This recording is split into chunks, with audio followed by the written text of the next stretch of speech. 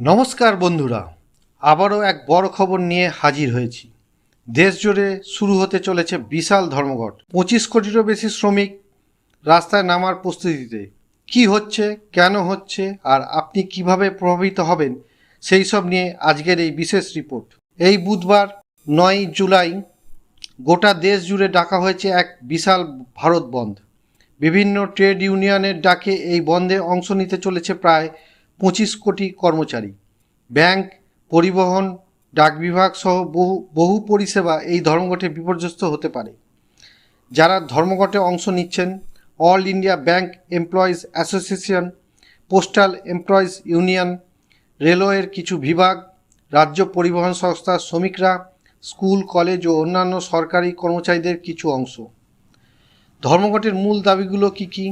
ন্যূনতম মজুরি বৃদ্ধি, পেনশন ও গ্র্যাচুইটির সুবিধার দাবিতে, প্রাইভেটাইজেশন বিরোধিতা, শ্রমিক স্বার্থে নতুন নীতির দাবিতে। এই ধর্মঘটে কোন কোন পরিষেবা প্রভাবিত হতে পারে? ব্যাংকিং পরিষেবা, ট্রেন ও বাস পরিষেবা, ডাকঘরের কাজ, কিছু সরকারি অফিস ও শিক্ষা প্রতিষ্ঠান। প্রভাব সাধারণ মানুষের উপর ভালোই পড়বে। এত বড় ধর্মঘট, স্বাভাবিকভাবেই চাপে পড়বে সাধারণ মানুষ। ব্যাংকে লেনদেন বন্ধ হতে পারে। শহর ও গ্রামাঞ্চলে পরিবহন বন্ধ থাকায় যাতায়াতের সমস্যা হবে। সরকারি পরিষেবা দেরিতে চলবে।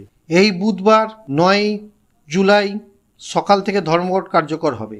এই প্রতিবাদের জেরে এখনও পর্যন্ত কেন্দ্রের পক্ষ থেকে কোনো প্রতিক্রিয়া আসেনি। তবে নাগরিকদের অনুরোধ করা হয়েছে তারা যেন অতি জরুরি কাজ ছাড়া বাইরে না বের হয়। এই ভারত বন্ধ কতটা সফল হয় আর সাধারণ মানুষ কতটা ভোগান্তিতে পড়েন তা দেখা এখন সময়ের অপেক্ষা। আপনার এলাকার পরিষেবা কিভাবে প্রভাবিত হচ্ছে নিচে কমেন্ট করে জানাতে ভুলবেন না। নতুন নতুন খবর পেতে আমাদের চ্যানেলটি সাবস্ক্রাইব করুন আর ভিডিওটি শেয়ার করতে ভুলবেন না। ধন্যবাদ, দেখা হবে পরের ভিডিওতে।